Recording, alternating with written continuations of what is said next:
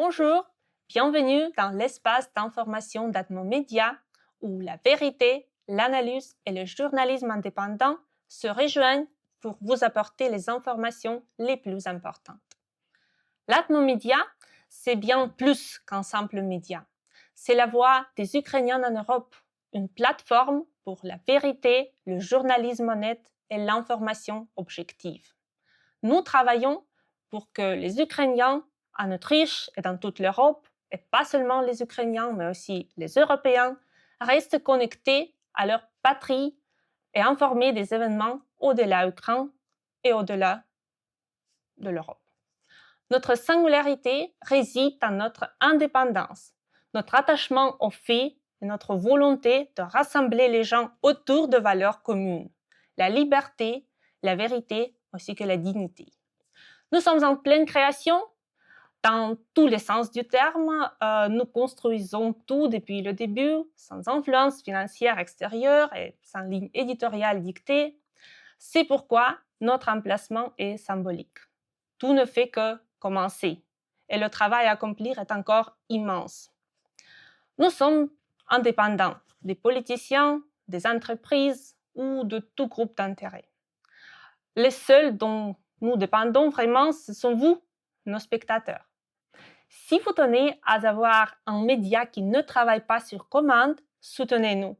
Partagez, parlez-en autour de vous ou devenez notre mécène. Et maintenant, les actualités internationales. Il semble que Poutine rejoue son jeu préféré, manipuler le président américain. C'est ce qu'a déclaré l'ancien conseiller de Trump, John Bolton, dans un commentaire pour The Sun. Bolton, qui a été conseiller à la sécurité nationale en 2018-2019, avertit que l'ancien agent du KGB ne changera probablement pas ses habitudes et qu'il négociera selon ses propres conditions. Trump pense qu'ils sont les amis, mais Poutine ne le confirme pas, a déclaré Bolton. Après sa démission, Bolton est lui-même devenu la cible des critiques de Trump. Ce dernier le qualifiant de stupide et de va-t-en-guerre. L'interview de Bolton a été publiée alors qu'une nouvelle frappe russe visait l'Ukraine. Selon lui, Trump a une faiblesse pour les dirigeants autoritaires. Ce sont les types cool et Trump veut leur rassembler, a déclaré Bolton, faisant allusion à ses sympathies pour les dictateurs. Trump, cependant, promet de régler la question de guerre en Ukraine en 100 jours, bien que son entourage doute que Kiev accepte une quelconque forme de compromis. Bolton est convaincu que le Kremlin rêve de signer un accord avec Trump, car il pense pouvoir obtenir de meilleures conditions de sa part. Et maintenant, sur les actualités locales. Hans-Christian Strache fait son retour en politique. L'homme qui est devenu le symbole du plus grand scandale politique autrichien du XXIe siècle. Le scandale d'Ibiza, dans lequel il a été filmé en train d'offrir une influence médiatique et politique à une prétendue nièce d'oligarque russe en échange de soutien, a provoqué une crise gouvernementale en 2019.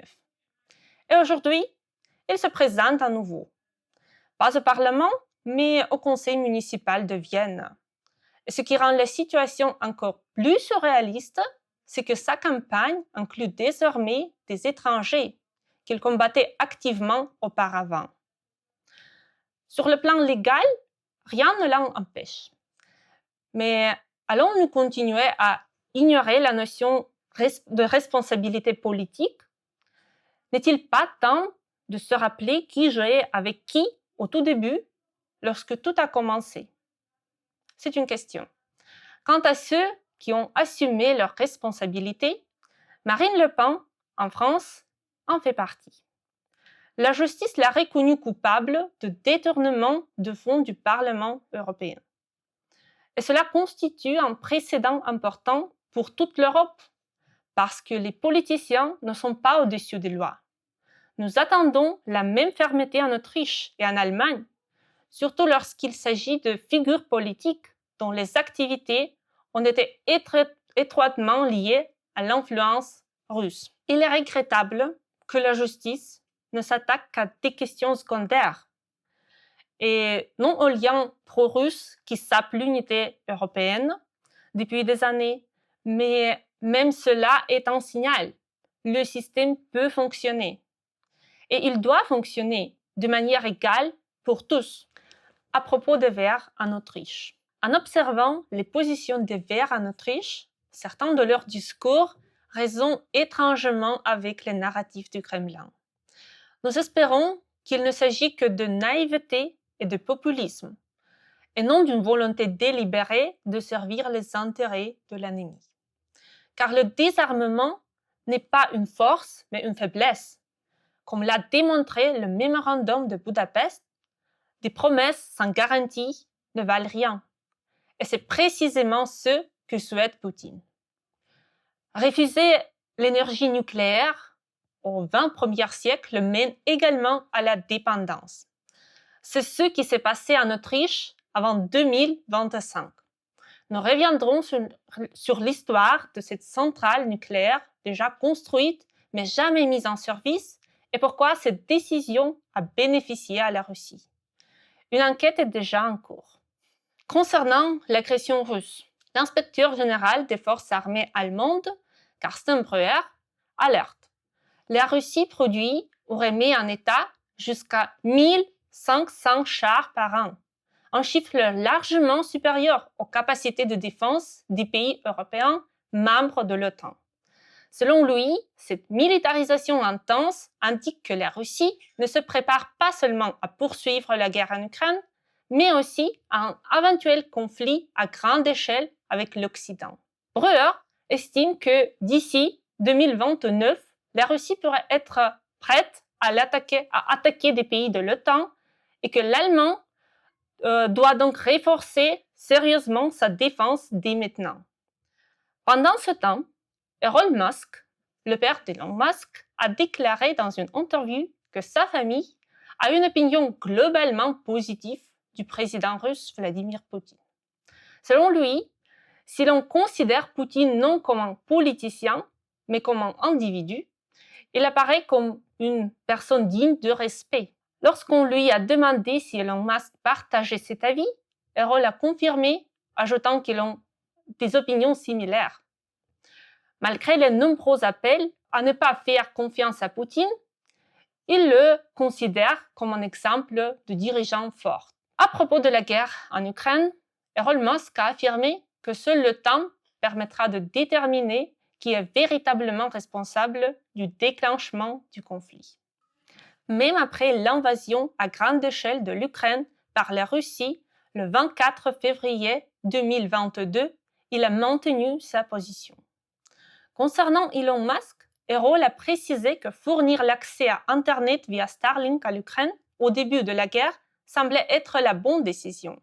Cependant, selon lui, l'évolution du conflit a modifié la manière dont cette aide est perçue aujourd'hui. Pendant que certains enceintent Poutine, la Russie a mené une frappe ciblée au missile sur Kryvyi. Au moins 4 civils ont perdu la vie.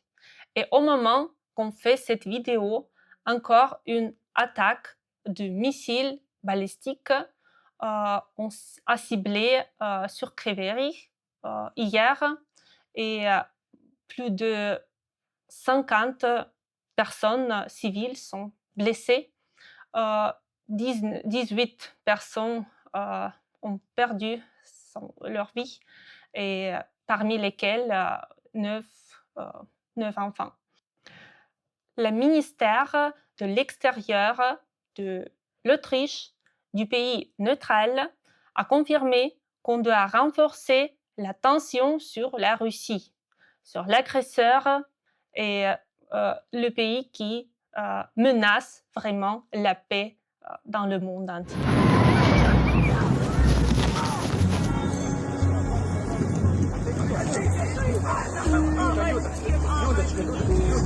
Це обличчя русських, воно, в принципі, не змінюється. Ударили, попали по дитячому майданчику. Ой-ой-ой-ой-ой-ой-ой. Жесть, жесть.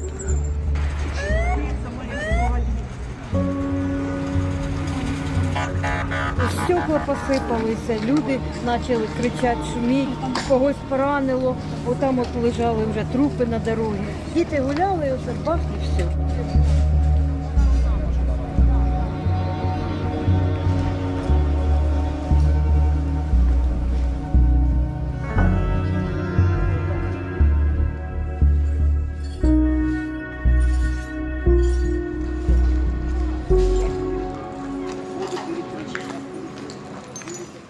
Ce n'est pas une coïncidence, c'est du terrorisme. Et cela ne peut être arrêté que par la force, politique, économique, militaire. Le monde doit exercer une pression constante sur Moscou jusqu'à la fin de la guerre. Tout le reste n'est qu'un moyen de gagner du temps, au prix de nouvelles victimes. Il y a 2 jours, sur la route entre Graz et l'Ukraine, un minibus immatriculé en Ukraine a été impliqué dans un accident. 4 personnes sont mortes et 4 autres ont été hospitalisées. Dans les commentaires de cette nouvelle sur l'ERF, 3 types de réactions se sont nettement distingués. Première, ceux qui expriment leur compassion. Encore deuxième groupe, c'est ceux qui sont choqués par la haine dans les commentaires.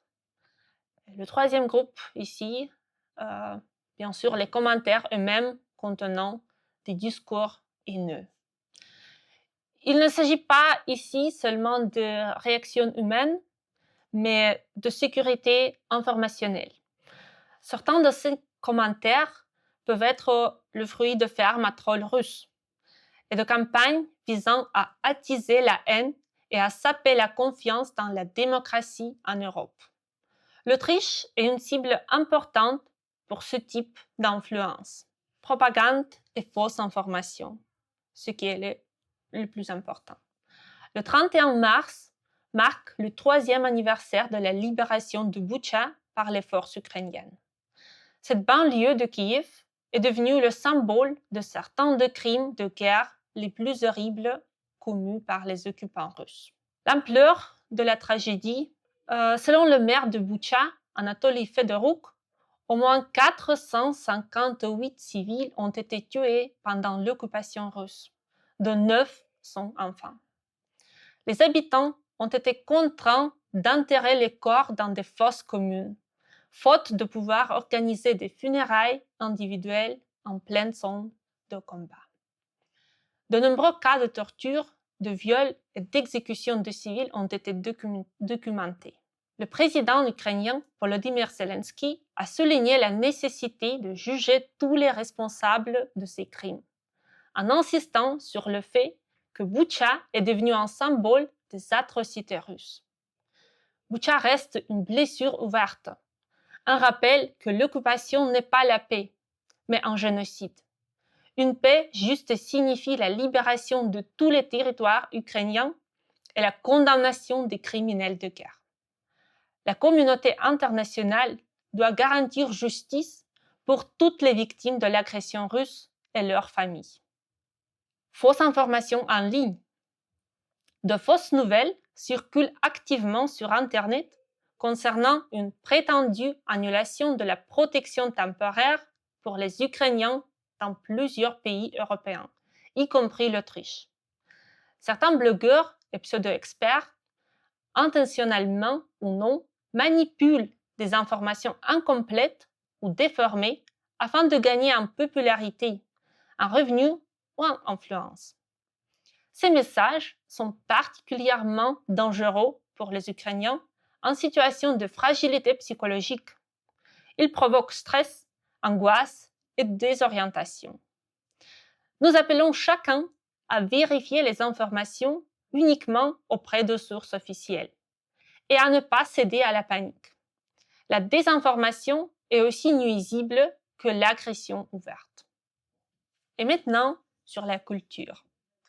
Oksana Zabuzhko souligne à juste titre que, contrairement au polonais, à l'allemand ou à l'anglais, la langue ukrainienne a longtemps été sans protection.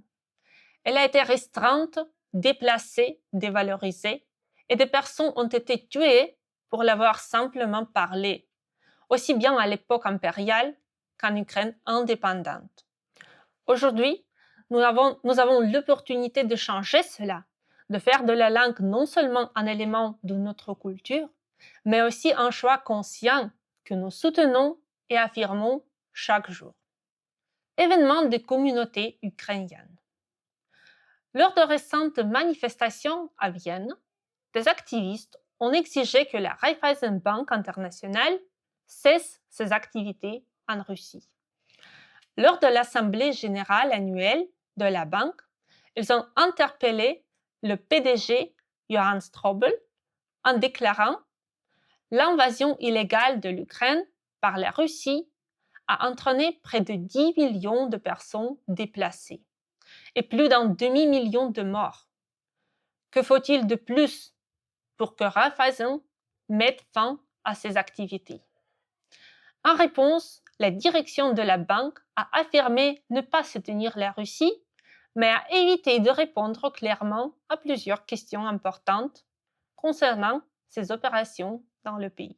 Cela a renforcé les inquiétudes des activistes et du public quant à la position réelle de la banque face à l'agression russe contre l'Ukraine.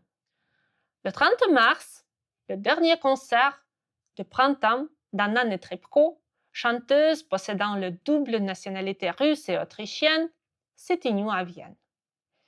Malgré ses liens avec le régime de Poutine, ses représentations en Autriche continuent d'être soutenues par un dispositif de sécurité et une présence policière, notamment pour contenir l'impact des protestations.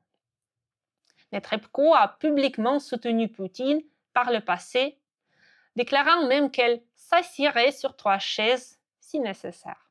Cette fois, pour la première fois, le concert a eu lieu dans une salle incomplète, signe que de plus en plus de personnes prennent en compte le contexte et ne restent plus indifférentes. Barcelone, projection de cinéma ukrainien. Le 9 avril, le film documentaire L'histoire des 2 photographies sera présenté en avant-première au cinéma Cinéma Girona. L'événement est soutenu par le Consulat général d'Ukraine à Barcelone et le ministère de la Culture. Il ne s'agit pas seulement d'un événement culturel, c'est un acte de diplomatie culturelle, une partie de la lutte pour la démocratie, la vérité. Et c'est très, très, très important pour nous aujourd'hui de montrer les films comme ça, parce que c'est notre moyen de protester, de montrer la vérité et de battre contre la propagande russe, parce que les films russes ne contiennent pas la vérité du tout. Répandons la vérité ensemble. Soutenez le cinéma documentaire ukrainien. Partagez cette vidéo. Partagez les vidéos de l'Atmomédia et abonnez-vous à l'Atmomédia aussi. Et n'oubliez pas de nous suivre sur Instagram où vous trouverez encore plus de contenu, d'événements et la voix de l'Ukraine à l'étranger. Notre rêve n'a pas changé depuis plus de 3 ans, ou plutôt depuis 11. Ce rêve, c'est celui de retour de tous les territoires occupés. Ce rêve est terrifiant parce que le prix est trop élevé. À notre rêve, l'an 225, le plus grand avion du monde détruit par les occupants russes, est celui de revoir notre patrie libre.